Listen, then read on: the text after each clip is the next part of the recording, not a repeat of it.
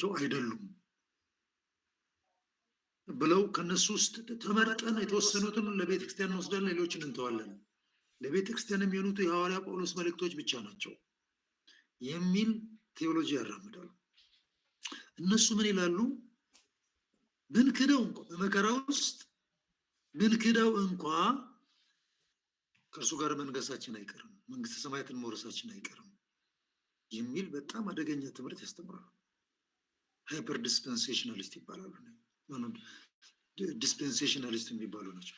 ሃይፐር ዲስፔንሴሽናሊስቶች ደግሞ በቃ ብሉይም ሆነ አዲስ ኪዳን ሐዋርያ ጳውሎስ ከጻፋቸው ደብዳቤዎች ውጭ የትኛውም ለቤተክርስቲያን ዛሬ አፕላይ አይሆንም ብሎ የዘጉ ናቸው ሃይፐሮቹ። ዲስፔንሴሽናሊስቶቹ እኛ ብንክደውም ችግር ለምን? መንፈስ ቅዱስ በመጣ ጊዜ ነፍሳችን ታትማለች፣ ሲልድ ሆናለች። በቃ አንድ ሲልድ ከሆነች መንፈሳችን የርስታችን መያዣ ነው ይላል መጽሐፉ። ስለዚህ በቃ ማንም አልፎ ነፍሳችንን መንፈሳችንን ሊነካ ስለማይችል መዳናችን ተረጋግጧል። ብንክደው በስጋችን ምን ያንን ብናደርግ በፍጹም እግዚአብሔርን መንግስት ልናጣ አንችልም የሚል በጣም ከበድ ያለ አደጋ የሚያስከትል ቴዎሎጂ እንሰማለን። ስለዚህ እነኚህ ሰዎች እንደዚህ አይነት ጥቅሶችን ወዴት ይወስዳሉ? አሁን ይሄ ጳውሎስ መልእክት ነው፣ ለጢሞቴዎስ የጻፈው ነው። ብንክደው ሲክድ ደግሞ ይክደናል ይላል ግልጽ አድርጎ። እነሱ ግን ብንክደውም እንኳ ነበረ በቃ መንግስተ ሰማያት መውረሳችን አይቀርም የሚል ነገር ያመጣል። ዮሐንስ ራእይ መልእክት የተጻፈው ለመከራው ዘመን አማኞች ብቻ ነው፣ የዛሬዋን ቤተክርስቲያን አይመለከታትም የሚል አቋምም አላቸው። ይሁንና በግሪክና በዕብራይስጥ እምነት ወይም በእንግሊዝኛው ፌዝ የሚባለው እና ታማኝ ወይም ፌዝፉል የተሰኙት ቃላት አንድ አይነት ቃላት ናቸው። እምነት የአንድ ጊዜ ክስተት ነው። ታማኝነት ግን ኮንቲኒየስ የሆነ ነገር ነው፣ የማይቋረጠው። ግሪኩ የሚውና ይለዋል። ምን ማለት ነው? ፊርምነስ፣ ፊገራቲቭሊ፣ ሴኪሪቲ፣ ሞራሊ፣ ፊደልቲ እና ፌዝፉል፣ ፌዝፉሊ፣ ፌዝፉልነስ ይላል። ይሄ ማለት ነው ትርጉሙ። እምነት የሚለውን በዚህ አይነት ይፈታዋል። የዕብራይስጡም ኢሚውን ይልና ስታብሊሽድ ይልና ዛትስ ፊገራቲቭሊ ትራስቲ ይለዋል፣ ወይም ትራስት ወርዚነስ፣ ፌዝ እና ፌዝፉል ይላል። እና ይሄ ፌዝፉልነስ ኮንቲኒየስ የሆነ ነገር ነው፣ ኮንቲኒቲ ያለው ነገር ነው። ዛሬ ለአንድ ሰው ታማኝ ሆነን ነገ ልንከዳው እንችላለን፣ እግዚአብሔርንም እንደዛው ልናደርግ እንችላለን። እና ይህ እምነት የሚለው መጽሐፍ ቅዱስ ላይ የተጻፈው ብዙ ቦታ ፌዝፉልነስን የሚያሳይ እንደሆነ መረዳት ተገቢ ነው። ስለሆነም ይህ የግሪክ ወይም ዕብራይስጥ ቃል ሲተረጎም እምነት ወይም ፌዝ ወይም ታማኝ ወይም ፌዝፉል ተብሎ ተተርጉሟል። በአንድ ሰው ላይ እምነት መኖር ማለት በሰውየው ላይ መታመን ወይም ለሰውየው ታማኝ መሆን ማለት ነው። በሕይወት ዘመን ሁሉ የሚጠይቅ ነገር ነው። ሲዝናል አይደለም። ለአንድ ወቅት ብቻ ታማኝ ሆነን ሌላ ጊዜ ምንተወው ነገር አይደለም። ክርስትና በመሆኑም በኢየሱስ የሚያምን ሰው በእምነቱ ጸንቶ የሚኖር ሰው፣ በእንግሊዝኛው ፐርሰን who goes on believing ነው። who goes on believing በእምነቱ የሚቀጥል ማለት ነው። እዚህ ነው ዕንባቆም ላይ ጻድቅ ግን በእምነቱ በሕይወት ይኖራል። በቃ ዛሬም በእምነቱ ነገም በእምነቱ መቃብር እስከሚወርድ ድረስ ጻድቅ ሰው በእምነቱ የሚኖር ነው። የዛሬ 20 ዓመት የዛሬ 10 ዓመት የዛሬ ስንት ዓመት አምኛለሁ ብሎ ከዛ በኋላ በዘፈቀደ የሚኖር ሰው ማለት አይደል። ያ እምነት ዴይሊ ነው፣ ኮንቲኒየስሊ ነው፣ አወርሊ ነው፣ ሰከንድሊ መቀጠል ያለበት ነው። ሮሜ 1:17 ጳውሎስ ጻድቅ በእምነት ይኖራል፣ ኮንቲኒየስ ነው። አያችሁ፣ በእምነት ይኖራል ተብሎ እንደተጻፈ የእግዚአብሔር ጽድቅ ከእምነት ወደ እምነት በእርሱ ይገለጣል። አያችሁ፣ ከእምነት ወደ እምነት፣ ከእምነት ወደ እምነት የእግዚአብሔር ጽድቅ እየገለጠ መኖር ነው። ስለዚህ የኮንቲኒቲ ያለው ነገር ነው። ወደ ጌታ በመጣ ጊዜ ብቻ ሳይሆን ከዚያች ደቂቃ፣ ሰዓት፣ ቀን ጀምሮ እስከ መቃብር ድረስ ወይም ጌታ እስኪመጣ ድረስ መታመንን በእምነቱ ጸንቶ መኖርን የሚጠይቅ ነገር ነው። በአዲስ ኪዳን ቢሊቭ የሚለው ቃል በግሪኩ ጎዝ ኦን ቢሊቪንግ የሚል ትርጉም ያለው ነው። አያችሁ፣ ኮንቲኒስ ነገር ነው። ስለሆነም እምነት የተባለው ቃል ትክክለኛ ትርጉም ባልተቋረጠ ሁኔታ ማመን ማለት ነው። ባልተቋረጠ ለምሳሌ ብስክሌት መንዳትን ውሰዱ። ሞተር ብስክሌት ሳይሆን ተራው ብስክሌት የሚነዳው ላያው ላይ ሆናችሁ ሁል ጊዜ ፔዳሉን እስከመታችሁ ድረስ ብቻ ነው። እምነት እንደዛ ነው። እምነት ፔዳሉን እንደመምታት ነው። ፔዳሉን በመታን ቁጥር ብስክሌቱ ይሄዳል። መሪ እያስተካከልን ባላንስ የጠበቅን መሄድ ነው። ክርስትናም እንደዚህ አይነት ጉዞ አለ። ቅድስና መጠበቅ አለበት፣ ጽድቅ መጠበቅ አለበት። የምንሄድበትን መንገድ ትክክለኛው ጠባቡ መንገድ መሄዳችን እርግጠኛ መሆን አለብን። ከጠባቡ መንገድ መውጣት የለብንም። ሰፊው መንገድ ብዙዎችን ኢንቫይት የሚያደርግ ነው። ያንን ሁሉ ትተን ያንን ባላንስ ጠብቀን ግን ፔዳሉን መምታት መተው የለብን። ሁሉም ፔዳሉን መምታት ስንተው ጥቂት ጊዜ በመታነው ፔዳል ኢነርሺያ ተንደርድሮ ሊሄድ ይችላል። በኋላ መውደቃችን አይቀርም፣ ብስክሌቱ ይቆማል። ስለዚህ የእምነት ጉዞ ልክ እንደዛ ነው። ማመን ስናቆም እንወጣለን። ከእግዚአብሔር መንግስት ስርዓት ህጉን ምኑን መጠበቅ ትተን እንወጣለን። ለዚህም ነው ኢየሱስ ደጋግሞ እንዲህ በማለት የሚያስጠነቅቀን ማቴዎስ ወንጌል ምዕራፍ 10 ቁጥር 22 በሁሉም ስለ ስሜ የተጠላችሁ ትሆናላችሁ፣ እስከ መጨረሻ የሚጸና ግን እርሱ ይድናል ይላል። ትጠላላችሁ፣ መከራ ነው፣ ግን እስከ መጨረሻ የሚጸና እርሱ ይድናል ይላል። ምዕራፍ 24 ቁጥር 13 እስከ መጨረሻ የሚጸና ግን እርሱ ይድናል ይላል። ስለ ከፍ ብሎ ስለ መከራ ያወራል ምዕራፍ 24 ላይ። ግን በዛ መከራ ውስጥ እስከ መጨረሻ መጽናት ይጠይቃል። ያ ነው የሚድነው ይላል። which means ኮንቨርሱን ስንወስድ የማይጸና አይድንም ማለት ነው። ደግሞ ሐዋርያው ጳውሎስ እንዲህ ሲል ያስጠነቅቀናል። ሮሜ ምዕራፍ 11 ቁጥር 19 እስከ 22 ስለ አይሁዶች የተጻፈ ነው። አይሁዶች ለምን ከወይኑ ግንድ ከሆኑ ከክርስቶስ ላይ እንደተቆረጡ እና እንደተጣሉ፣ እኛ ደግሞ በእምነት መተን እንደገባን ግንዱ ላይ እንደተጣበቅን ያስረዳና በማስጠንቀቅ ነው የሚጨርሰን። እኛ እንዲህ ይላል፣ እንግዲህ እኔ እንድገባ ቅርንጫፎቹ ተሰበሩት ይል ይሆናል። ስለኛ ስለ አሕዛብ እኛ እንድንገባ እናንተ አይሁዶች ተሰበራችሁ ብለህ ትፎክር ይሆናል። አይደለም ያለ ነው፣ ለእኛ እየነገረ ነው። መልካም፣ እነርሱ ከአለማመን የተነሳ ተሰበሩ። እነርሱ የሚለው አይሁዶችን ነው። አንተም ከእምነት የተነሳ ቆመሃል። ከእምነት ነው፣ እኛ በእምነት ነው የቆም ነው። እቺ እምነታችን የዕለት ህይወት ጉዞ ናት። ስለዚህ ፍራ እንጂ የትዕቢትን ነገር አታስብ። ፍራ። ክርስትና በፍርሃት የሚኖር ነገር። አንዳንድ ሰዎች ፍርሃት አያስፈልግም ምናምን፣ ይኸው እዚህ ጋር ጳውሎስ ግልጽ አድርጎ ፍራ እንጂ የትዕቢትን ነገር አታስብ። እግዚአብሔር እንደተፈጠሩት ለነበሩት ቅርንጫፎች የራራላቸው ካልሆነ ምን ለማድረግ? ለመስበር፣ ቆርጦ ለመጣል እንደተፈጠሩት አብርሃም ጀምሮ የበኩር ልጄ ብሎ ጠርቶ ህዝቤ ብሎ ጠርቶ ከነሱ ጋር ኪዳን ገብቶ ጋብቻ ውስጥ ገብቶ ለሺዎች ዓመታት የኖረው እግዚአብሔር እንደተፈጠሩ የሚለው እነሱ ለነበሩት ቅርንጫፎቹ የራራላቸው ካልሆነ፣ ካልራራላቸው ማለት ነው ለአንተ ደግሞ አይራራልህምና። እንግዲህ ለዚህ ነው መፍራት ያለብን ነው። ለነሱ ካራራ ለአንተ የሚራራበት ምክንያት። ስለዚህ ፍራ፣ እንዳትታበይ ተጠንቀቅ።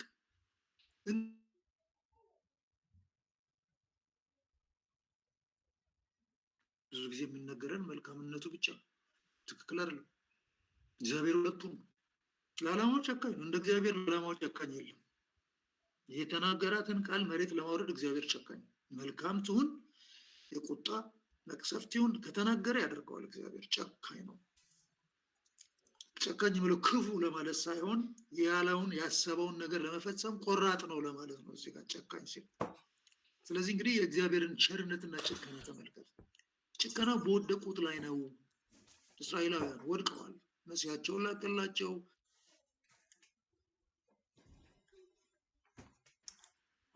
ጠርቶ በአብርሃም አበዛሃለሁ ብለው ይሰጣለሁ ኪዳን ብዙ ገብቶላቸዋል። ብሉይ ኪዳን የነሱ ጉዳይ ነው ስናየው፣ ግን በእነሱ ላይ መጨከን ነበረበት። ሰብሮ መጣል ነበረበት። ቆርጦ መጣል ነበረበት። በቸርነቱ ግን ጸንተ ብትኖር ለኛ ነው። ይሄ በቸርነቱ እግዚአብሔር ቸር ነው። እያንዳንዱ ቀን የሱ ቸርነት ናት ለኛ፣ የምህረት ቀን ናት፣ እድል ናት።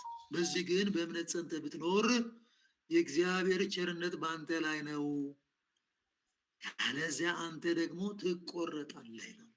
አሁን ይህንን ጥቅሴት እንደሚወስዱት አላውቅም እነዚህ ሰዎች። ለእኛ የተጻፈ ነው፣ ለአሕዛብ የተጻፈ ነው፣ ጳውሎስ የጻፈው ነው፣ ለቤተክርስቲያን የተጻፈ ነው። የአዲስ ኪዳን ኮር የሆነ መልእክት። ያለዚያ አንተ ደግሞ ትቆረጣለህ። ቾፕ ኦፍ ተቆርጦ የሚጣለው ምን እንደሚሆን ዮሐንስ ወንጌል ምዕራፍ 15 ላይ ኢየሱስ በደንብ አድርጎ ነግሮናል። ይጥሉታል፣ ወደዚህ ይደርቃል፣ ወደ እሳት ይጥሉታል፣ ያቃጥሉታል ብሏል። መጽሐፍ ቅዱሳችን በየትኛውም ስፍራ አንድ ጊዜ ያመነ ሊከዳ እንደማይችልና ከግንዱ ከክርስቶስ ሊቆረጥ ወይም ሊሰበር እንደማይችል ዋስትና ይሰጣል። መጽሐፍ ቅዱስ እንደዚህ አይነት ዋስትና ይሰጣል።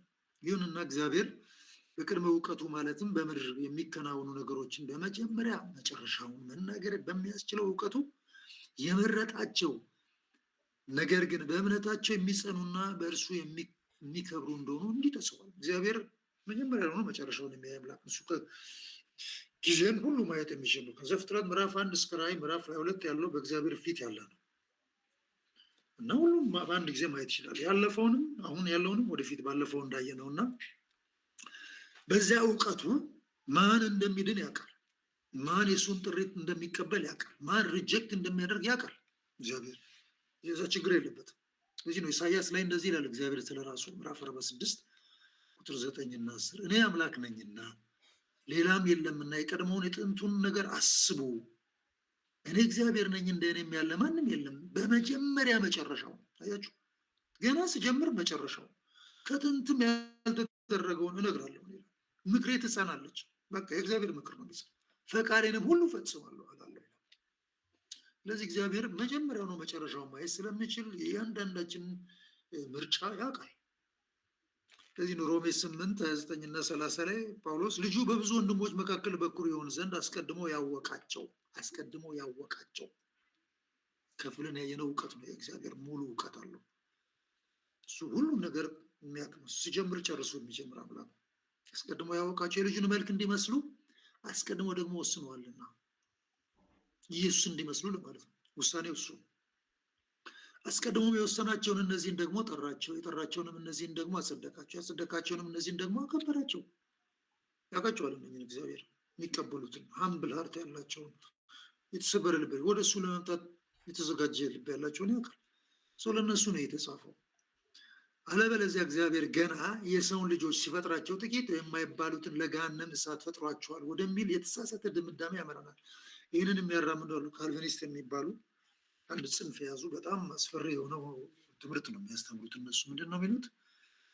እግዚአብሔር ሉዓላዊ ነው። ስለዚህ ወደደውን ከህዝቦች መካከል በኃጢአት ከወደቁ ከአዳም ዘሮች መካከል ይመርጣል። ያንንም አስቀድሞ ያ ማለት አንዳንዶቹን ለሲኦል ፈጥሯል ወደሚል ድምዳሜ ይወስዳል። አንዳንዶቹን ገና ሲፈጥር ጀምሮ ለገነት ከፈጠረ ሌሎቹን ደግሞ ለእሳት ፈጥሯል ማለት። ያ ደግሞ በጣም ጨካኝ አምላክ እንደሆነ የሚያሳይ በጣም አስፈሪ፣ ምህረት ማያውቅ አስቸጋሪ። ለምን ፈጠረ? ትልቅ ብዙ ጥያቄ ያስነሳል፣ መልስ የሌለው። ለምሳሌ ከኛ መካከል ማንም እኔን ፈጠረኝ ብሎ ማመልከቻ አስገብቶ የተፈጠረ ሰው የለም። እግዚአብሔር በሉዓላዊ ችሎታው ፈቃዱ ፈጠረ።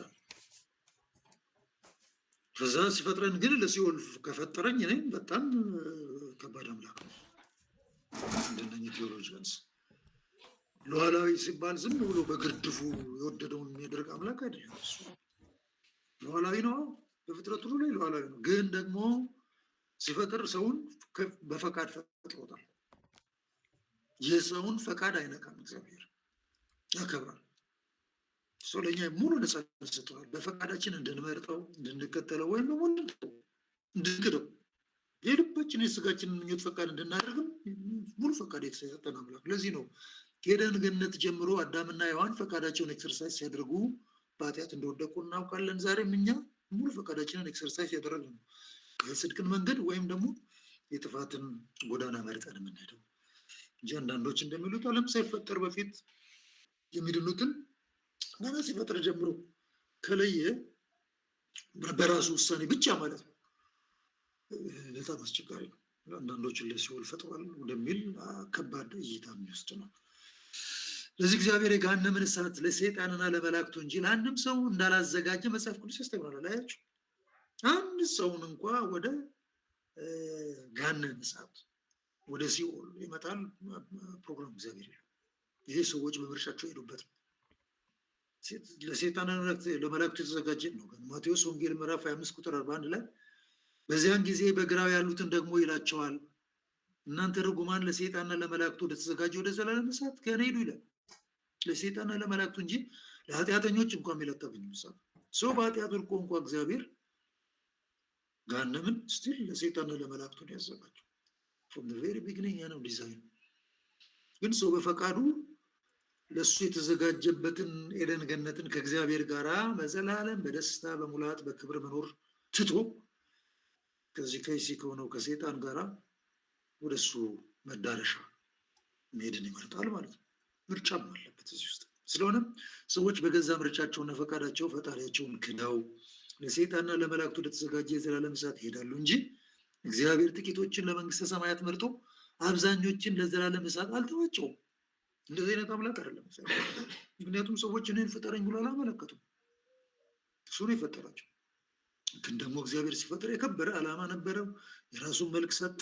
የእሱ ሰማያዊ ክብሩ ሁሉ አጎናጽፏል።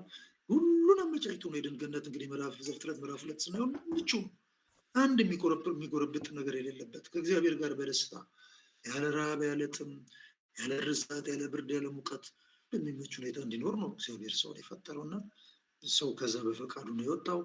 ዛሬም ሁለተኛ እድል ሰጥቷል እግዚአብሔር። በጣም ቸር ነው፣ በጣም ማሪ ነው። አሁንም አንድ ነገር ከሰው ሳይፈልግ እመነኝ፣ ተከተለኝ፣ ስማኝ፣ ከዚያ ወደ ቀድሞ ክብር ተመለስ ነው። ወደ ገሃነም እንዲሄድ አንድም ሰው አይፈልግም። ሰዎች ሁሉ እንዲድኑ የሚፈልጉ ይላል ጴጥሮስ። ፍላጎቱ ነው እግዚአብሔር። ማቴዎስ ወንጌል 7:14 ወደ ህይወት የሚወስደው ደጅ የጠበበ መንገዱም የቀጠነ ነውና የሚያገኙትም ጥቂቶች ናቸው። አሁን ይሄ የሰዎች ፍላጎት እግዚአብሔር ጥቂቶች እንዲገቡ ያደረገው ነገር አይደለም። በቃ መንገዱ ደጁ ጠባብ ነው፣ መንገዱም የቀጠነ ነው ማለት የስጋን ፈቃድ ሁሉ ኤክሰርሳይዝ የምናደርግበት አይደለም። ስጋችንን ራሳችንን ክደን መስቀሉን ተሸክመን የምንሄድበት መንገድ ነው። ይህንን ማድረግ ብዙዎቹ ስለማይፈልጉ፣ ጥቂቶች ስለሚፈልጉ የሚያገኙትም ጥቂቶች ናቸው። ማቴዎስ 20 ኋለኞች ፊተኞች፣ ፊተኞችም ኋለኞች፣ የተጠሩ ብዙዎች።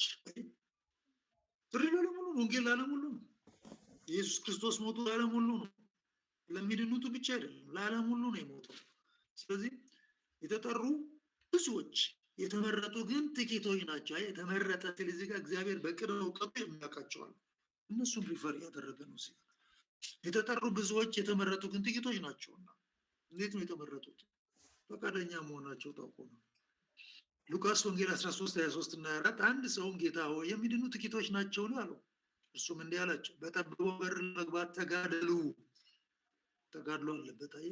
እላችኋለሁና ብዙዎች ሊገቡ ይፈልጋሉ። ለምንድን ነው የማይችሉት? ምክንያቱም ሁለት ወዶ አይሆንማ። ይህንን ዓለም ወዶ የስጋን ፈቃድ ወዶ ደግሞ እግዚአብሔርን ወዶ አያስኬድም። ገንዘብን ወዶ አያስኬድም። ለሁለት ጌቶች መገዛት አትችሉም። ተጋደል። የስጋን ፈቃድ መተው ገና ደም እስከ ማፍሰስ ድረስ ከኃጢአት ጋር አልተጋደላችሁም ይላል ዕብራውያን ጻፊ።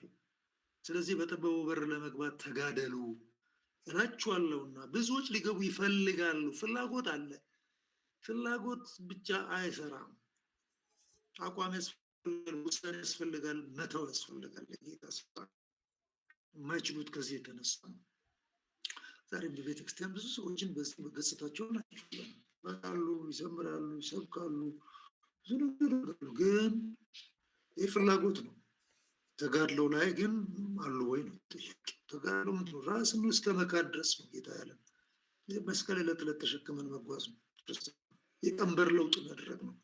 ሴጣን የጫነብንን የኃጢአት ቀንበር አንስቶ ጌታ ኢየሱስ ክርስቶስ የራሱን ቀንበር ነው የጫነብን። የእሱ ቀንበር ደግሞ ፍቅር ነው። እርስ በርሳችሁ ተዋደዱ፣ ጌታ አምላካችሁን ውደዱ ነው ያለን። አለቀ። ጠላትን ውደድ ነው። ቢራብ አብላ፣ ቢጠማ ጠጣ ነው ያለን። ይህንን ማድረግ ነው መጋደል ማለት። ቀንበሩ ይሄ ነው እኛ ላይ የተጫነብን። ስለሆነም ይህንን መጽሐፍ ስናጠና ራሳችንን ልንጠይቅ የሚገባን ጥያቄ ይህ መልእክት እንዴት በፈተና እና በመከራ ውስጥ የሚያልፉ አማኞችን በእምነታቸው ጸንተው እንዲኖሩ ያግዛቸዋል የሚለው ጥያቄ ይሆናል። ራእይ መጽሐፍ ላይ እንዴት በፈተናና በመከራ ውስጥ የሚያልፉ አማኞችን በእምነታቸው እንዲጸኑ እንዴት ያግዛቸዋል? በዚህ ፐርስፔክቲቭ ሆኖ ማየት ያስፈልጋል። አሁን ወደ መጽሐፉ አከፋፈል ሊድና ዝም ብሎ ብሪፍ ሰመሪ እንመልከት። ምዕራፍ 1-3 በዘመኑ ይኖሩ ስለሚገባቸው ነገሮች የሚያወሳ ነው። የዛሬ 2000 ዓመት በመጀመሪያው 100 ዓመት የነበሩ በኤዥያ ማይነር ወይም በዛሬዋ ቱርክ የነበሩ 7 አብያተ ክርስቲያናት በዚያን ዘመን ሊሆኑ የሚገባቸውን ነገሮች ትኩረት ያደርጋል። ምዕራፍ 1-3 በእስያ የሚገኙ 7 አብያተ ክርስቲያናት ስለነበሩት መንፈሳዊ ሕይወት የሚያወሳ ክፍል ነው። ይክፍል ወደፊት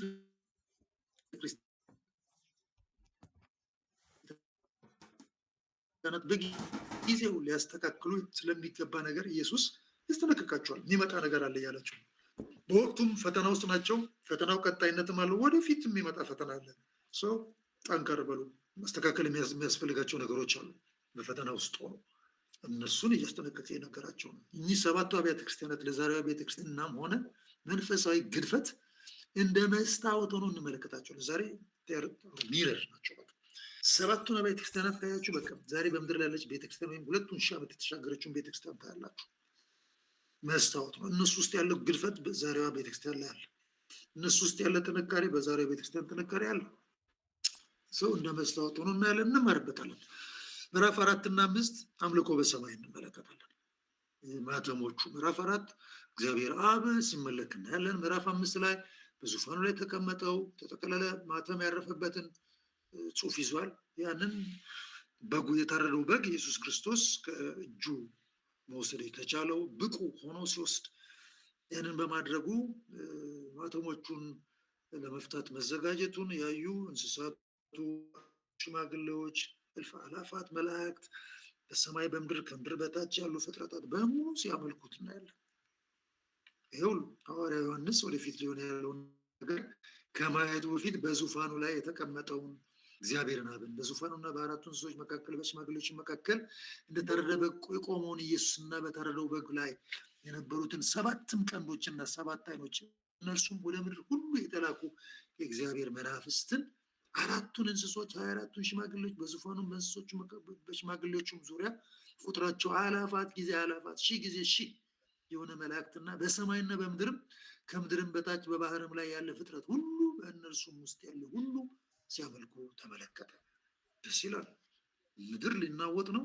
እግዚአብሔር ግን በሰማይ በዙፋኑ ያለ ፍርሃት፣ ያለ ስጋት፣ ያለ መደነቅ ቁጭ ብሎ ያመልኩታል መላእክት።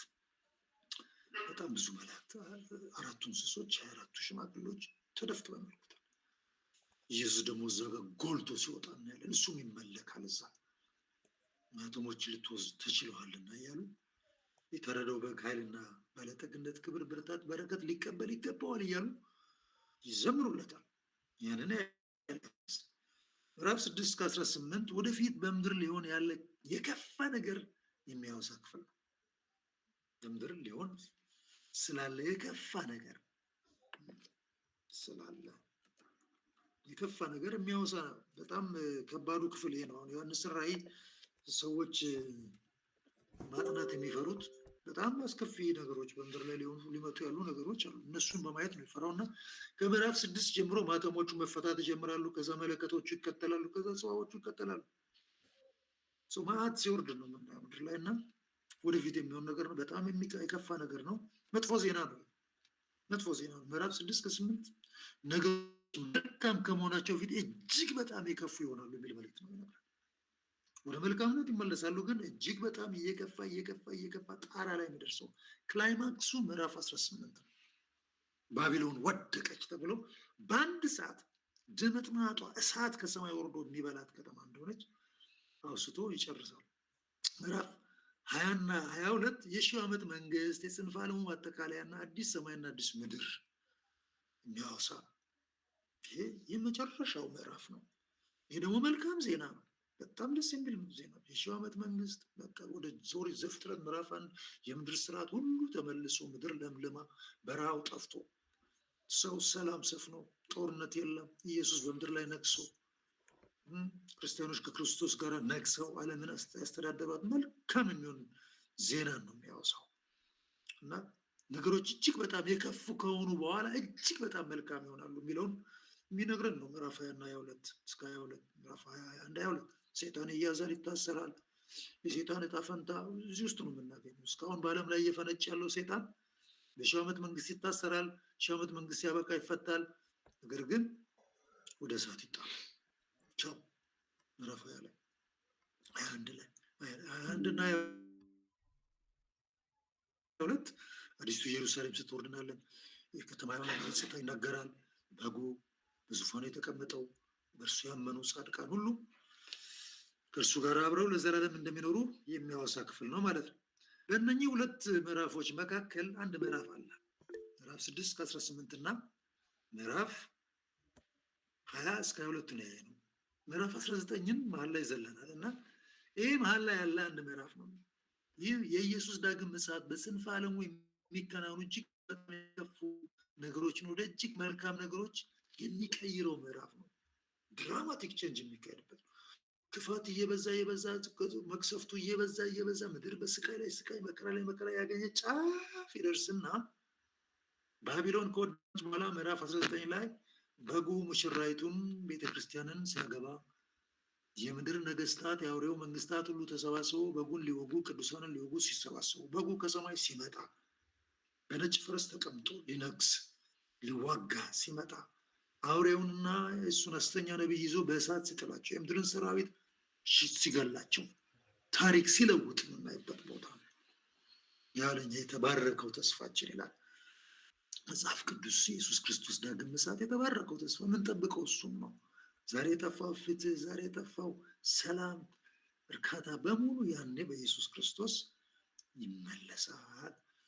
እንግዲህ ኢየሱስ ዳግም ሲመጣ በእምነት ጸንተው በመቆም የሚጠባበቁትን እንዲህ በማለት የመልካሙ ዜና ተበሳሪዎች ያደርጋቸዋል ማለት ነው። ያን ሲመጣ ማቴዎስ ወንጌል ምዕራፍ 25 ቁጥር 1 ላይ የተጻፈው ጌታውም መልካም አንተ በጎ ታማኝም ባሪያ በጥቂቱ ታምነሃል፣ በብዙ እሾምሃለሁ፣ ወደ ጌታ ደስታ ግባ አለው ይላል።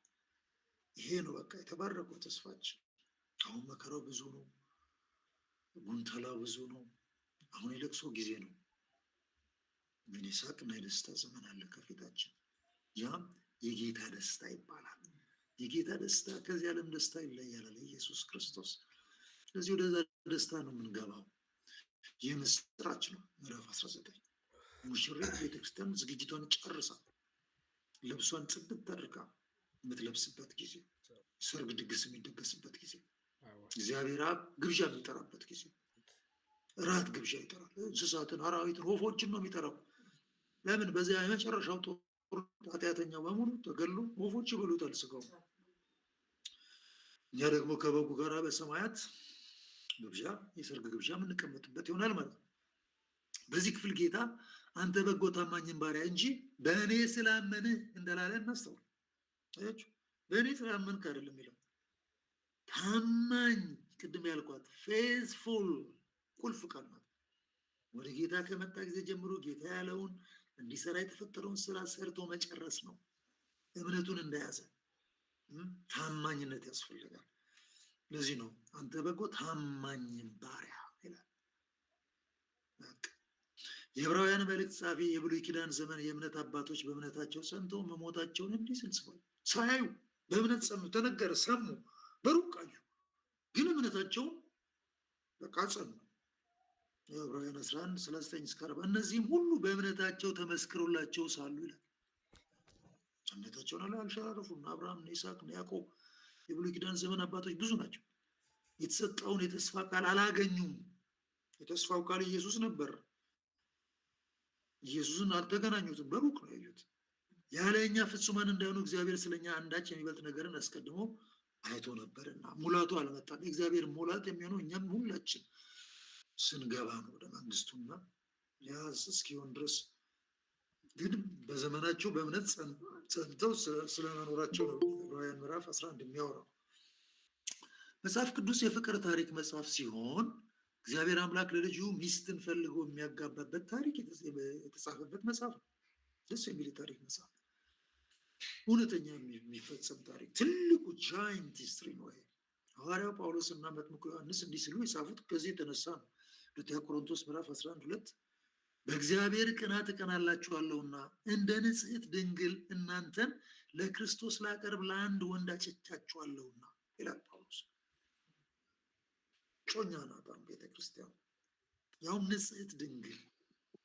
በሙሴ ሕግ መሰረት አንዲት ሴት ልጃገረድ ንጽሕት ሆና ድንግልናዋን ካልጠበቀች በሰርጓ ዕለት የሚያገባት ወንድ የጽሕፈት ደብዳቤ ሰጥቶ ሊሸኛት ይችላል፣ ንጽሕና ስላጎደለች። ቤተክርስቲያንም እኮ እንደዛ ነው። እንደ ንጽሕት ድንግል ይላል፣ እናንተን ለክርስቶስ ላቀርብ ለአንድ ወንድ አጭቻችኋለሁ። የጋብቻ ነገር ነው የሚያወራው። እንደምናውቀው ብሉይ ኪዳን እግዚአብሔር አብ እንደ ባል፣ እስራኤል እንደ ሚስት እግዚአብሔር ሲናገር እንሰማለን። በአዲስ ኪዳን ደግሞ ኢየሱስ ክርስቶስ ወደፊት ባሏ፣ ቤተክርስቲያን ደግሞ ሚስቱ ናት። ወደፊት ሚስቱ አሁን እጮኛው ናት። ታጭታለች። በአይሁድ ወግና ስርዓት በብሉይ ኪዳን ዘመን የታጨች ሴት ኦልሞስት እንዳገባች ነው የሚቆጠረው። ከገባች ሴት ጋር እኩል የታጨችን ሴት የደፈረ ወንድ አመንዝሯል ተብሎ በድንጋይ ተወግሮ ይገደላል። ያልታጨችቱን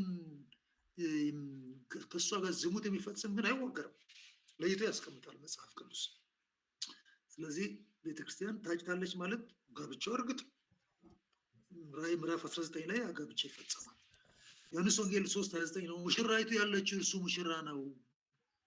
ዮሐንስ ነው፣ መጥምቁ ዮሐንስ ነው ይሄንን የሚለው። ሙሽራይቱ ያለችው እርሱ ሙሽራ ነው። ሙሽራው ኢየሱስ ነው፣ ሙሽራይቱ ቤተክርስቲያን ነው። ቆሞ የሚሰማው ሚዜው ግን ይላል፣ ስለራሱ ነው የሚያወራው። ሚዜው እሱ ነው። በሙሽራው ድምፅ እጅግ ደስ ይለዋል። ሙሽራው መጥቷል። ሙሽራው ይመጣል፣ መንገድ ጥረጉ አጽዱ እያለ ነበር ሲጮህ የነበረው። መንገድ ጠራጊ ሆኖ ለሙሽራው፣ ሙሽሪትን ከሙሽራው ለማገናኘት። አሁን ሙሽራው መጥቷል፣ ሙሽሪት ጋር ተገናኝቷል። አሁን በሙሽራው ድምፅ እጅግ ደስ ይለዋል። እንግዲህ ይህ ደስታዬ ተፈጸማል። ስራውንም ፈጸመ ዮሐንስ። ኢየሱስ ሐዋርያቱ ወይም አገልጋዮቹ ሚዜዎች እንደሆኑ እንዲህ ብሏል። ማቴዎስ ወንጌል ምዕራፍ 9:15 ቁጥር። ኢየሱስም እንዲህ አላቸው፣ ሚዜዎች ሙሽራው ከእነርሱ ጋር ሳለ ሊያዝኑ ይችላሉን? ነገር ግን ሙሽራው ከእነርሱ የሚወሰድበት ወራት ይመጣል፣ በዚያ ጊዜም ይጦማሉ አለ። ስለ ጾም ተጠይቆ ዮሐንስ ደቀ መዛሙርት ይጦማሉ እኮ። ያንተ ደቀ መዛሙርት ምን ሆነው ነው የማይጾሙት? ችግር አለ። ያው በስራ የመጽደቅ አባዜ ስለነበረ የብሉይ ኪዳን ዘመን እዛ ላይ ናቸው እነሱ። ኢየሱስ ግን እንደዚህ አለ፣ ሚዜዎች ሙሽራው ከእነርሱ ጋር ሳለ ሊያዝኑ ይችላሉ ነው አለ። ስለ ሐዋርያቱ ነው የሚናገር። ሚዜዎች ብሏቸዋል። ነገር ግን ሙሽራው ከእነርሱ የሚወሰድበት ወራት ይመጣል፣ በዚያን ጊዜ ይጾማሉ፣ ይጦማሉ። ያው ከሄደ በኋላ ጾም ነግሯቸዋል። እኔ ከሄድኩ በኋላ በስሜ ትጸልያላችሁ ብሏል። ጸሎት ሁሉ በሱ ስም ገና ሊጸልዩ እንዳሉ ነግሯቸዋል። እና ሚዜዎች በጌታ ቤት ውስጥ በቤተክርስቲያን ውስጥ ነው የሚያገለግሉ። ሚዜዎች ተብለው ሊጠሩ ይችላሉ። በደሴም ታይም የቤተክርስቲያንም አካል ውስጥም አሉ፣ ሙሽሪትም ናቸው። ሁለቱንም ነገር ይሆናል ማለት ነው። መጽሐፍ ቅዱስ የእግዚአብሔር ልጅ ኢየሱስና ሙሽራይቱ ቤተክርስቲያን ተጋብተው ለዘላለም በደስታ እንደሚኖሩ ተርቆ የሚያበቃ መጽሐፍ።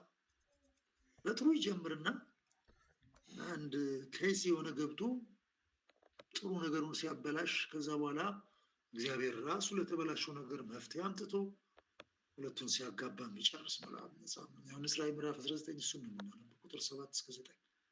የበጉ ሰርግ ስለደረሰ ሚስቱም ራሷን ስላዘጋጀች ይላል። ሚስቱ ቤተክርስቲያን ናት። ደስ ይበለና ሴትም እናድርግ፣ ክብርንም ለእርሱ እናቅርብ። ያጌጠና የተጠራ ቀጭን የተልባ እግር ልብስ እንድትጎናጸፍ ተሰጥቷታል። ሰጪ አለ። ከራሷ የምታመጣው አይደለም። ይሄ ልብስ ሰጪ አለ። ክርስቶስ መስቀል ላይ ሞቶ የሰጣት ልብስ ነው። ክርስቶስ ነው ልብሷ።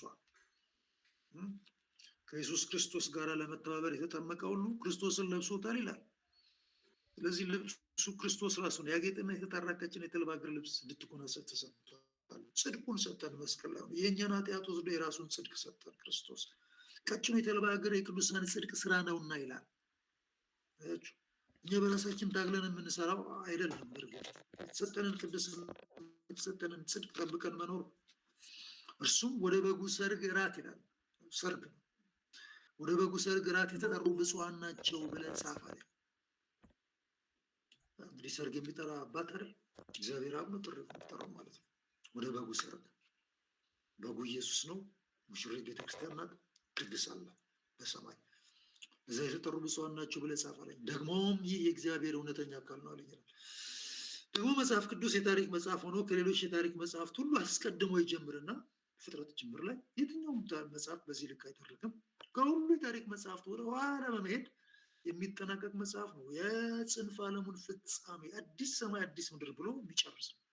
ሌላ የትኛው መጽሐፍ በዓለም ላይ ስለነኚህ ሁለት ነገሮች የሚተርክ አናገኝም። የመጽሐፍ ቅዱስ የመጀመሪያውና ማለትም የኦሪት ዘፍጥረት የመጨረሻው ዮሐንስ ራዕይ መጽሐፍት ባይኖሩ መጽሐፍ ቅዱስን መረዳት የማይታሰብ ነገር ነው። ሁለቱን አውጡና እስቲ አስቡ። ዘፍጥረት አንድ ባይኖር እግዚአብሔር ራሱ ማን ነው የሚል ጥያቄ ነው የሚያስነሱ። ማን ነው እግዚአብሔር? ሰማይ ምድር ምናምን ከየት መጣ? ማን መጣ? በጣም ከባድ ጥያቄ ነው። እኛን ማን ነው የፈጠረን የሚለው ለሰይጣን ምቹ ነበር። ዮሐንስ ራእይ ደግሞ መጨረሻውን ይነግረናል። ዝርዝር ጥንት ነው። ሺውን ዓመት መንግስት ይነግረናል። አዲስ ሰማይ አዲስ ምድር ይነግረናል። ከእግዚአብሔር ጋር እንዴት እንደምንኖረው ይነግረናል። እንዴት እንደሚፈጸም ይህ ባይኖር በጣም አስቸጋሪ ነበር የሚሆነው። በጣም ዮሐንስ ራእይ መጽሐፍ ባይኖር መጽሐፍ ቅዱሳችን የሚያበቃው ስለ ክርስትና እምነት ተጋድሎ በሚያወሳው በይሁዳ መልእክት ይሆን ነበር። አያችሁ፣ ይሁዳ መልእክት ነው የመጨረሻው መጽሐፍ ነው። ይሁዳ 1:3 እንደዚህ ይላል፣ ወዳጆች ሆይ ስለምንካፈለው ስለ መዳናችን ልንጽፍላችሁ እጅግ ተግቼ ሳለው ለቅዱሳን አንድ ጊዜ ፈጽሞ ስለተሰጠ ሃይማኖት እንድትጋደሉ እየመከርኳችሁ እጽፍላችሁ ዘንድ ግድ ሆንብኝ ይላል። ስለ ተጋድሎ አውርቶ መጨረስ መጽሐፍ ይሁዳ መልእክት። ተጋድሉ አንዳንዶች ላይ ከዚህ በፊት ምን እንደሰሩ ፍርድ እንዴት እንደመጣባቸው መላእክትን እግዚአብሔር እንዴት እንደፈረደ በጣም ከባድ ቃል ተናግሮ የሚዘጋ ነው። ከባድ ቃል። ጽንፈ ዓለማችን እጅግ አሰቃቂ በሆነ መከራ የምታልፍባቸው ዓመታት 3 ዓመት ተኩል ብቻ ማለትም ከምዕራፍ 6 ከ18 ሲሆን ይህም እጅግ መልካም የሆነው ምዕራፍ 20 ላይ ስንሄድ መልካም የሆነ ነገር እናገኛለን። ረፍትና ደስታ ያለባቸውን የ1000 ዓመታትንና የዘላለም ዘመናት ምዕራፍ 21 እና 22 የሚያስከትል ነው። ይህ ነው የሚናገረው። 3 ዓመት ተኩል እጅግ አሰቃቂ ዓለም አይታ በማታውቀው መከራ ውስጥ አልፋለች። እግዚአብሔር ቁጣ ምድር ላይ የሚወርድበት እሱ ሲያበቃ ምዕራፍ 19 ክርስቶስ ይወርዳል። ምዕራፍ 20 ላይ የ1000 ዓመት መንግስት 21 እና 22 አዲስ ሰማይ አዲስ ምድር ደስ በሚል ሁኔታ የሚጠናቀቅ ነው። ስለሆነም በ3 ዓመት ተኩል የሚጠናቀቅን መከራን 3 ዓመት ተኩል ብቻ 1260 ቀን ነው። በ1000 የሰላም ዓመታትና በዘላለም የእረፍትና የደስታ ዘመናት አትለውጡ። ምክሩ ይሄ ነው። ዮሐንስ ራእይ መከራው ትንሽ ጊዜ 3 ዓመት ተኩል ብቻ ይጠናቀቃል።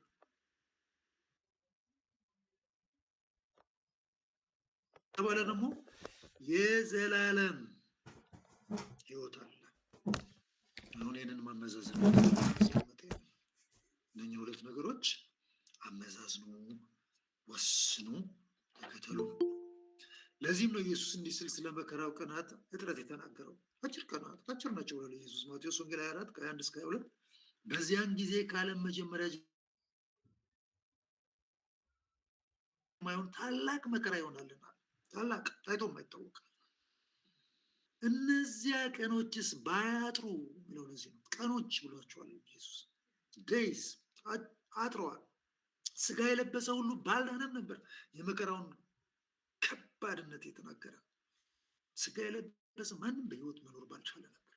ግን ቀኖቹ አጥረዋል። ማንም ያሳጥረው እግዚአብሔር። ነገር ግን እነዚያ ቀኖች ስለተመረጡት ሰዎች ያጥራሉ ይላል። የተመረጡ ሰዎች በመከራው ዘመን እንደሚኖሩ ይታወቃል። እሱ ራሱን የቻለ አከራካሪ ነገር ነው፣ ግን እንዳሉ ግልጽ አድርጎ ይናገራል። እዚህ ማቴዎስ 24ም ተናግሯል። ዮሐንስ ራእይ ላይም ተናግሯል አለ እና ስለተመረጡ ሰዎች ያጥራሉ። ማን ነው የሚያሳጥረው? እግዚአብሔር ነው የሚያሳጥረው። መከራውን ቀን የሚያውጀውም እሱ ነው። መከራውን ከሰማይ የሚያወርደውም እግዚአብሔር ራሱ ነው። የሚያሳጥረውም እግዚአብሔር ነው። እነዚህም ቀኖች 42 ወራት ወይም 1260 ቀናት ብቻ ናቸው። 3 ዓመት ተኩል። ዮሐንስ ራእይ 13 ላይ ለሁለቱም ምስክሮች የማቅ ለብሰው 1260 ቀን ትንቢት ሊናገሩ እሰጣለሁ ይላል። እንግዲህ የመጨረሻ 7 ዓመት እንዳለ እናውቃለን። የመጀመሪያ 3 ዓመት ተኩል እነኚህ ወንጌል የሚሰበክበት ነው። ነፍሳት የሚድኑበት የመጨረሻ ድል የሚሰጥበት ነው ለአይሁድ ለአሕዛብ። ይህንን ነው እዚህ ጋር የሚያወራው። ሁለቱም ምስክሮች የማቅ ለብሰው 1260 ቀን ትንቢት ሊናገሩ እሰጣለሁ። ይሄ ሲያበቃ ነው። እነሱ ሲገደሉ ወደ ሰማይ ሲያርጉ እሳት ከሰማይ ማለት ነገር ያወርዳል። 12:6 ላይ ደግሞ ሴቲቱም 1260 ቀን በዚያ እንዲመግቧት በእግዚአብሔር ተዘጋጅቶላት ወደ ነበረው ስፍራ ወደ በረሃ ሸሸች ይላል። አያችሁ፣ እግዚአብሔር ሲደብቃት። እቺ ሴቲቱ አከራካሪ ናት። አንድ እስራኤል ናት ትባላለች፣ ሌላ ጊዜ ቤተክርስቲያን ናት የሚል በቴዎሎጂያንስ ክርክር አለ። ምክንያቱም ባለፈው እንደነገርኳችሁ ኢየሱስ ክርስቶስ በመልአኩ በኩል ለሐዋርያ ዮሐንስ ሲናገር አልፈታም። ይሄንን ማናት እቺ ሴት የሚለውን ግልጽ አላደረገም። ግን ሲምቦሊካሊ እዛ የተጻፉ ነገሮችን ለቤተክርስቲያንም ፊት ያደርጋሉ፣ ለእስራኤልም ፊት የሚያደርጉ ሀሳቦች ናቸው። ምናልባት ሁለቱም ሊሆኑ ይችላሉ። ሙሉ እርግጠኛ መሆን አንችልም። ግን እግዚአብሔር በዛ ቀን በዛ የመጨረሻ 3 ዓመት ተኩል በ1260 ቀናት ውስጥ የሚሰውርበት ቦታ አለ። የተወሰኑቱ ይታረዳሉ፣ ይገደላሉ። ሌሎቹ ደግሞ ይሰወራሉ። ሁሉ አይሞቱም፣ ሁሉ አይገደሉም።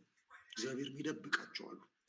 ለምሳሌ እስራኤላውያንን አሁን በመጨረሻው ሰዓት ኢየሱስ ከሰማይ ሊገለጥ ሲል ከተማይቱ እንዲሸሹ የተጻፉ ትንቢቶች አሉ። ይሸሻሉ። ደብረ ዘይት ተራራ ይሰነጠቃል። በዛ በስንጥቁ ሸሽተው ያመልጣሉ። ወዴት? ወደ ፔትራ የሚባል ቦታ አለ። ዛሬ ድሮ ኤዶማውያን የሚኖሩበት የኤሳው ዘሮች የሚኖሩበት፣ የኤሳው ዘሮች ሙሉ ሙሉ ከዓለም ጠፍተዋል። አሁን የነሱ ቅርስ ሆኖ ነው ያለው። ወደዛ አለቶች ያሉበት ቦታ የሚገርም ማለት ነው። እዛ ወስዶ እግዚአብሔር እዛ እንደሚሰውር ይናገራል። ዮሐንስ ራዕይ ምዕራፍ 11:2 ላይ በመቅደሱም ውጭ ያለው እድሞ ለአሕዛብ ተሰጥቷልና ተወው አትለካውም፣ እነርሱም 42 ወር የተቀደሰችውን ከተማ ይረግጧታል ይላል። እዚህ ጋር ይገልጻል። ሐዋርያው ጳውሎስ ይህንን በሚገባ ስለተረዳ እንዲህ ጽፎልናል። ሮሜ 8:18 እኛም ለእኛም ይገለጽ ዘንድ ካለው ክብር ጋር ቢመዛዘን፣ እኛ ክብር አይተን ነው የምንሄደው። በኤደን ገነት እግዚአብሔር የሰጠን ክብር አለ። ኃጢአት ስንሰራ ያንን ክብር ነው ያጣነው። ለዚህ ነው ሁሉም ኃጢአትን ሰርተዋል፣ እግዚአብሔር ክብር ጎድሏቸዋል የሚለው። ኢየሱስ ክርስቶስ መጥቶ መስቀል ላይ ሲሞት ወደዚህ ክብር ነው ሊመልሰን የወደደው። ለዚህ ነው ጳውሎስ ለእኛ ሊገለጽ ያለው ክብር ጋር ሲመዛዘን ወይም ቢመዛዘን የአሁኑ ዘመን ስቃይ፣ የአሁኑ ዘመን መከራ ምንም እንዳይደለ ያስባል። ይሄ በጣም በእምነቱ የጸና ጌታን የሚያቅሰው አቋም ይሄ ነው። መከራ አለ፣ ኢትስ ኦኬ፣ ለጥቂት ጊዜ ነው፣ በጣም ለአጭር ጊዜ ግን ሊመጣ ያለ ክብር አለ ለዘላለም የምንከብርበት። እሱን አይተን ያሁን እንንቀዋለን ማለት ነው። ስለዚህ ለምን ተጻፈ የሚለው ይሄ ነው ዋናው መልእክቱ። መከራ አለ፣ አሁንም አለ፣ ወደፊት ደግሞ ጠንካራው የሚመጣ አለ። ስለዚህ ለመከራ አትበገር፣ አትሸነፍ፣ ተጋደል፣ ጽና እስከ መጨረሻ፣ ስራህን ፈጽም። ያን ጊዜ ትወርሳለህ። ያን ጊዜ ወደ ከበረው ወደ አዘጋጀሁልህ ቤት ትገባለህ ነው። ይሄ ነው። ለዚህ ነው የተጻፈው። ምናልባት ሰዓትን አይ ቲንክ ጨርሻለሁ። እኔ ይህንን ትምህርት ዛሬ ከምጀምር ለሳምንት ባደረገው ጥሩ ነው። አሁን ለእናንተ ጊዜ ልስጣችሁ፣ የጥያቄ ጊዜ። ጥያቄ ያለው ካለ እናዳምጥ።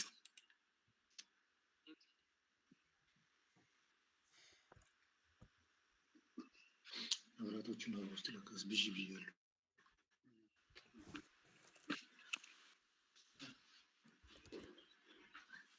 ጥያቄ ያለው ካለ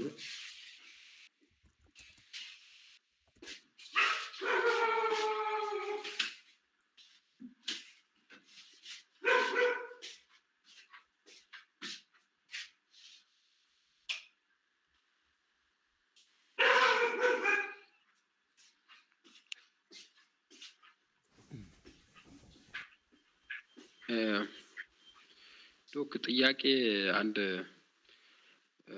በመጽሐፍ ቅዱስ ከእስራኤል ጋር በተያያዘ አንድ ጥያቄ ያለኝና እስራኤል ሁሉ ይድናል የሚል ቃል አለ በመጽሐፍ ጌታን ተቀብሎ ነው አይደል ይህ የሚሆነው? እና አንድ ሳይቀር እንዴት ሊድን ይችላል? እሱን ለመረዳት ወደ ትንቢተ ዘካርያስ ላይ ያለ ትንቢት አለ የተጻፈ እና ዮሐንስ ራዕይን ሁለቱን አንድ ላይ አድርጎ ማየት ይጠይቃል። ገብቷል ጥያቄ። ሐዋርያው ጳውሎስ ሮሜ ምዕራፍ 11 ላይ ቅድም የነበብኩት ክፍል ላይ ተቆርጦ ተጣሉ ባለማመን ይልና በኋላ ግን እኮ ሊገቡ ይችላሉ ወደ ዛፉ ወደ ግንዱ ይላል። ምን ሆነው ሲያምኑት ይላል። ሲያምኑት ተመልሰው ወደ ግንዱ ሊመጡ ይችላሉ። ጌታ ቸር ነው። ለምን? ኪዳን አላቸው እነሱ። እስራኤል ሁሉ ይድናል ተብሎ የተጻፈ እኮ ቃል አላቸው። ስለዚህ የሚመጡት በእምነት ነው። ከእምነት ውጭ መዳናቸው አይሁዶች፣ ማንም ሰው በእምነትና በኢየሱስ ክርስቶስ በማመን ነው የሚዳነው። ስለዚህ መቼና እንዴት ነው የሚመጡት? እንዴት ነው ሁሉ የሚድኑት ለሚለው በዚህ በመጨረሻው 7 ዓመት መከራ፣ በታላቁ መከራ በዮሐንስ ራዕይ በተጻፈው መከራ ውስጥ እንደ እሳት ይፈተናሉ እነሱ። እንደውም የመከራውን ስም ያዕቆብ መከራ ብሎታል መጽሐፍ ቅዱስ። ዳንኤል በትንቢቱ ሲናገር ያዕቆብ መከራ ብሎታል። ዋና ታርጌቱ እነሱ ናቸው። አሁን በአዲስ ኪዳን ዘመን ዋና ታርጌቱ ቤተክርስቲያን አይደለች? አሁን አይዶች አይደለም። ወደ እነሱ መጣ። እነሱ ሪጀክት አደረጉት፣ ሰቀሉት። ሪጀክት ስላደረጉ ወደኛ ዞረ። አሁን ዋና ታርጌቷ ቤተክርስቲያን ናት። ያ ማለት ግን አይሁዶች ወደ ቤተክርስቲያን ሊገቡ አይችሉም? ይችላሉ። ኢየሱስ በቀጥታ እኔ ከእስራኤል ቤት ለሆኑት ነው የመጣሁት ነው ያለው። ከእስራኤል ምድር አልወጣም ኢየሱስ ወንጌል ሲሰብክ። ያችን ከነናዊ ሴት ምን እንዳለ እናውቃለን። እና መጀመሪያ ለእናንተ ነው።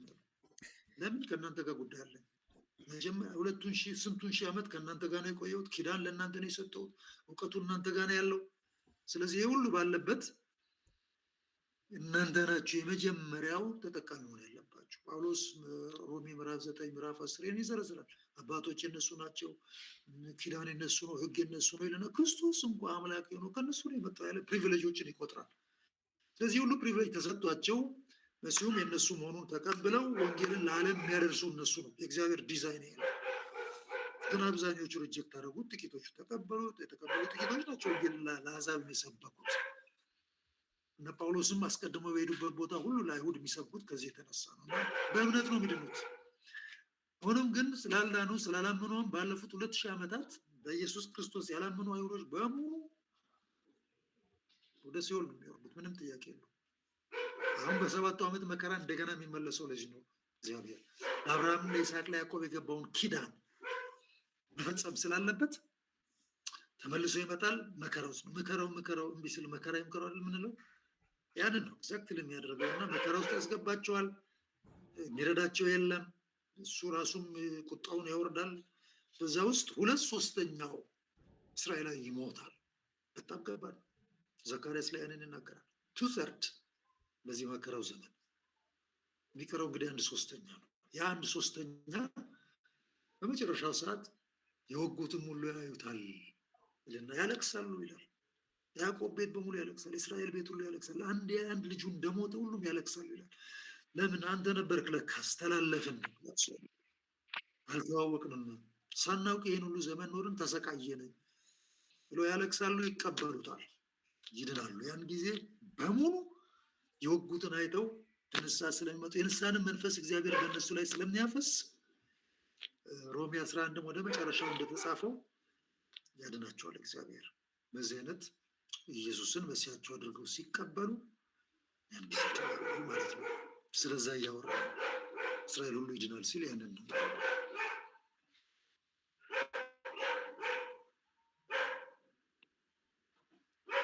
ሌላ ጥያቄ አለው? ተመልሶልኛል። እስቲ ሌሎች ካላችሁ ጠይቁ። እኔ አንድ አለኝ፣ ግን ለሌሎች እድል እስቲ።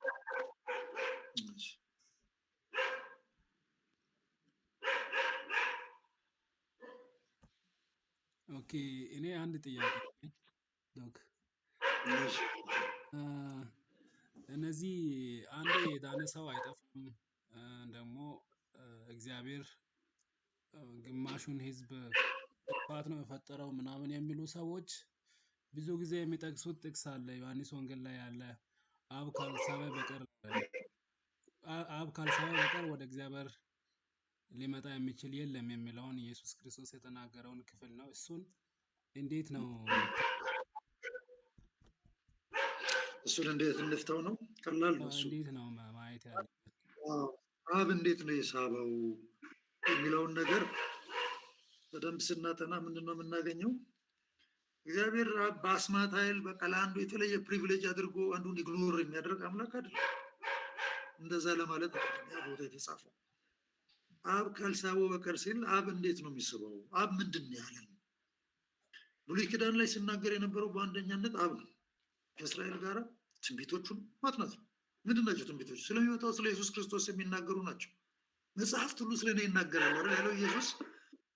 ያንን ነው በቃ መጽሐፍት ሁሉ ከአብ የወጣ ቃል ነው ያለው ብሉይ ኪዳን።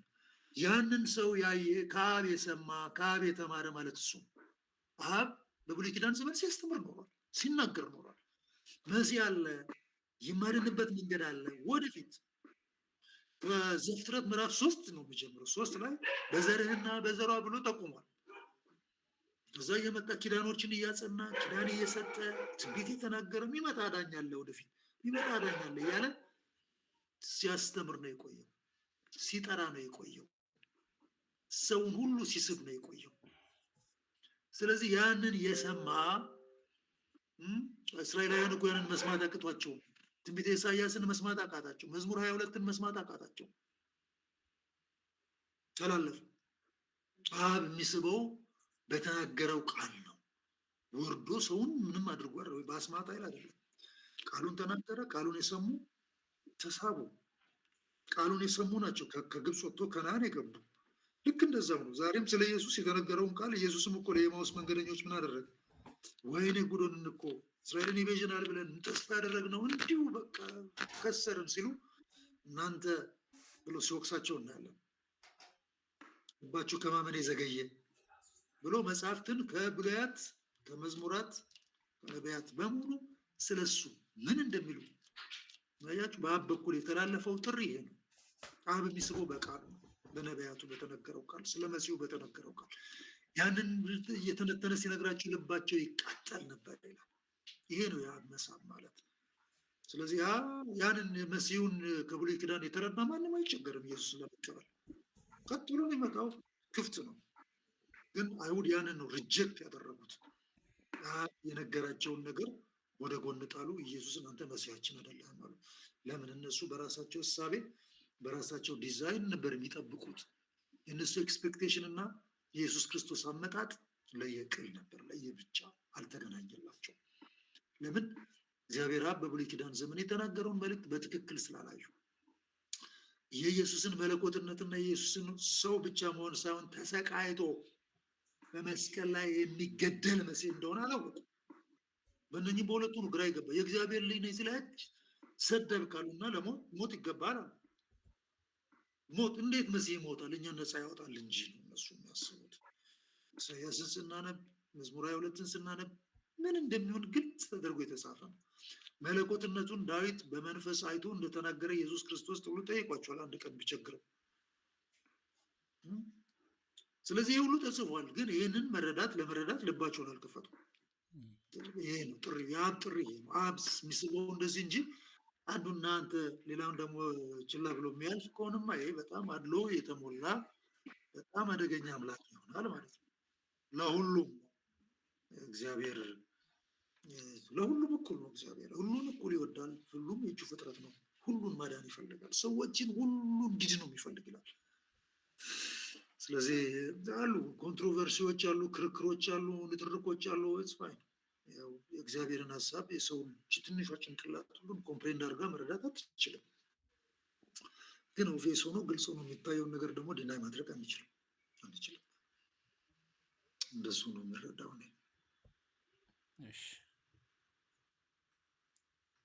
ሌላ ጥያቄ ያለው ካለ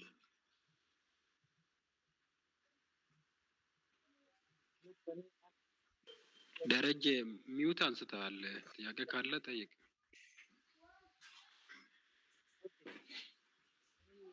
አለኝ ጥያቄ ያስቀደም በዛት ይተጠይቀው ጥያቄ ትግራራት ነው ነገር አለ መረጃ እንደተናገረ አሁን ያሉ እስራኤላውያን አይሁድ ካረንትሊ አሁን እኛ የምንቀበለው ወንጌል ልጆች አይቀበሉትም። ክርስቶስ ሞት ሳይሆን ያኔ የአይሁድ ማለት የሮማ መንግስት ያደረገው አይነት ነገር አድርጎ ይያሉና ዛሬ ላይ በህይወት ያለ አይሁዳዊ ይሄንን ወንጌል ወይም የክርስቶስ መምጣት ሰዎችን ለማዳን የመጣውን ያን ስራ ሳያምን ከሞተ በኋላ ያኔ እንዴት ነው እንደገና ያንን ቆጠንሱ መንገድ ንስሐ ቢገባ ወይም አላወቀንም ቢል እንደገና የመዳን እድል አለው ወይስ የሚለው ጥያቄ ነው። ሌላ ደግሞ በዚህ አሁን በተነሳው ያችኛው ሴትዮዋ እነዚህ ኦርቶዶክሶች ማርያም ናት ብሎ ኢየሱስ ክርስቶስን ይዛ ወደ ግብጽ ትወርዳለች ሄሮዶስ ሲያባል ነበር አይነት ጋር አገናኝቶ ያለው ነገር ነው በምሳሌነት የተገለጠው ለዮሐንስ ብሎ ያስቀምጣሉና ይሄ ከምን ፐርስፔክቲቭ ነው? መጽሐፍ ቅዱሳዊ እስካሁን የተማርን ከአንጻር የሚደግፍ ነገር የለም። ግን እነሱ ይሄን አርጊውሜንት የሚያመጡት ከምን ፐርስፔክቲቭ ነው? እሺ ምናልባት ትንሽ ድምፅ ይነፋነፋል። እንደው ወደ ጆሮ የገባውን ሀሳብ ከተረዳው ጥያቄህን የመጀመሪያው አይሁዶች በዚህ 2000 ዓመታት ውስጥ አሁንም ያሉቱ ጌታ ኢየሱስ ክርስቶስን አዳኛቸው አድርገው አይቀበሉም፣ መሲያቸው አድርገው አልተቀበሉም፣ ሪጀክሽን ላይ ናቸው። ትክክል ነው። ብዙዎች በ2000 ዓመታት ውስጥ ሞተዋል። ከኢየሱስ ክርስቶስ መስቀል ሞት በኋላ ብዙ አይሁዶች ሞተዋል፣ ጌታን ሳይቀበሉ ማለት ነው፣ ሳያውቁት እና እነሱ እንዴት ሆኖ ይድናሉ? አይድኑም እኮ እነሱ። በቃ ግልጽ እኮ ነው፣ አይድኑም። ለምን? ከማንም የከፋ ሪጀክሽን ሪጀክት ያደረጉት እነሱ ናቸው። ቅድም እንዳልኩ በብሉይ ኪዳን ዘመን እግዚአብሔር ከእነርሱ ጋር ነበር ሲሰራ የቆየው። ትንቢቱ ሁሉም የተነገረው ለነሱ፣ መሲህ ይመጣል ተብሎ የተነገረው የኢየሱስ መሲህነት እኮ ለነሱ ነው፣ ለእኛ አይደለም። ለእኛ ንጉሳችን ነው፣ ለእነሱ መሲህ ነው። እነሱን በምድር ላይ መንግስትን ሁሉ የሚሰጣቸው እሱ ነው። ምድራዊውንም መንግስት ይሰጣል፣ ወደ ሰማዩም ያወርሳቸዋል። እነዚህ ሁለት ነገሮች ለእነሱ ሊያደርግ ተነግሯቸዋል፣ ሰምተዋል። መቀበል ነው እምቢ ያሉት። ወደ ወገኖቹም መጣ፣ ወገኖቹም አልተቀበሉት ይላል። ስለዚህ 2000 ዓመት ለእኛ ወንጌል እንደሚሰበክ ለእነሱም እየተሰበከ ነው የቆየው። ሐዋርያ ጳውሎስ ስብከቱ ተመልከት። በእስያ ለተበተኑ በሙሉ አስቀድሞ ሄዶ ለአይሁድ ነበር የሚሰብከው። አይሁዶችም ቢስሉ እግሩን ትቢያ አራግፈው ወደ አሕዛብ ይነግሯቸው። ኢሳያስ እኮ እንዲህ ማለቱ እውነቱን ነው እያለ ዞሮ በቃ ወደ አሕዛብ እንሄዳለን ብሎ ለአሕዛብ ለኛ ሰብኮ በዚህ ምክንያት ነው። እስከ ዛሬም ድረስ ወንጌል ሄደህ ብትነግራቸው እነሱ ሪጀክት ያደርጋሉ። ሪጀክት አድርጎ የሞተ በሙሉ ሲኦል ወደ ገሃነመ እሳት የሚገባ ነው። ምንም ጥያቄ የለውም። ይሄ እስራኤሉን ይድናል የሚለው ቃል ለመጨረሻው ክርስቶስ ወደ ምድር ሊወርድ ባለው ዘመን ማለት በዚህ ጄኔሬሽን ብዬ ልወስድ እችላለሁ። ያው ክርስቶስ አሁን ስለሚመጣል ብዬ ስለማምን በዚህ ጊዜ ያሉት በእሳት ውስጥ ማለት በመከራ ውስጥ ገብተው ከነሱም 2/3 ይሞታል ሳይቀበለው፣ 1/3 ነው ሙሉ ሚድ ነው። እንደ ህዝብ እንደ ኔሽን እነሱን መጨረሻ ላይ እግዚአብሔር ይሰውራቸዋል። ቅድም እንዳልኩ በፊቱ የምትለው አሁን ከዚህ ጋር ተያይዞ የሚሄድ ሀሳብ ነው እንዳልኩ 3 ወይም 4 ሊሆን ይችላል ቴዎሎጂው እዛ ጋር። ማርያም ናት፣ እስራኤል ናት፣ ቤተክርስቲያን ናት። 3 ክርክሮች አሉ። ሁሉም የየራሱን ፐርስፔክቲቭ ይዞ መጥቶ ይናገራል። የኦርቶዶክሱ የራሱ ኢንተርፕሪቴሽን አለ። ወደ ፕሮቴስታንቱ ስትመጣ ደግሞ ቤተክርስቲያን እና እስራኤል ናት የሚል፣ በአብዛኛው ግን እስራኤል ናት የሚል ቴዎሎጂ አለ። ቤተክርስቲያንም ልትሆን ትችላለች የሚልም አለ። በኋላ ወደ ዝርዝር ትምህርቱ ስንገባ ሰፋ አድርገን እነኚህ ሀሳቦች አንሸራሽረን እናያለን። ግን ያው ቅድም እንዳልኩ ወይም እንዴት ይተርጎም የሚለውን ስንመለከት አንዳንዶቹ ለመተርጎም አስቸጋሪ ናቸው። ኢየሱስ ራሱ ስላልተረጎማቸው እንደፈለግን እንዲህ ነው እንዲያ ነው ብለን መሄድ አንችልም። አንዳንዶቹን ከመጽሐፍ ቅዱስ ከራሱ ሰርች አድርገን እናገኝና ይሄ ማለት ነው ብለን አልፈናል። አሁን ቅድም አንተ ስታነሳ ያነሳውን ገዢ ሀሳብ ምንድን ነው? ከምዕራፍ 4 ጀምሮ እስከ ምዕራፍ 22 ያለው ክፍል ፊውቸር ነው፣ ወደፊት የሚፈጸም ነገር ነው እንጂ ፓስት ቴንስ አይደለም። ዮሐንስ መልእክቱን ሲጽፍ ኢየሱስ ተወልዶ አድጎ 3 ዓመት ተኩል አገልግሎ መስቀል ላይ ተሰቅሎ ሞቶ ከሞት ተነስቶ ወደ ሰማይ አድርጎ ከዛ ከ40 ዓመት አካባቢ በላይ በኋላ ነው የጻፈው። ስለዚህ በዚህ እይታ ስትወስድ እዛ ጋር ያለችው ማርያም ናት የሚለው አያስኬድም። ኢቨን እስራኤል ናት የሚለውም ኮንትሮቨርሻል ይሆናል። ምክንያቱም ፓስት ቴንስ አይደለማ፣ ፊውቸር ነው፣ ወደፊት ነው የተጻፈው። ሊሆን ያለውን አሳያለሁ ነው ያለው፣ ወደፊት የሚሆን ነገር ነው። ስለዚህ ሁለቱ ኢንተርፕሪቴሽኖች ከዛ አንጻር ትንሽ አስቸጋሪ ይሆናል። ግን ሲሆንም ደግሞ ሌላ ወዛጋቢ ነገር አለ። ቤተክርስቲያን የሚለው ቃል ቤተክርስቲያን በመከራ ውስጥ ታልፋለች አታልፍም የሚል ደግሞ ቴዎሎጂ ሌላ ይህንን ይዞ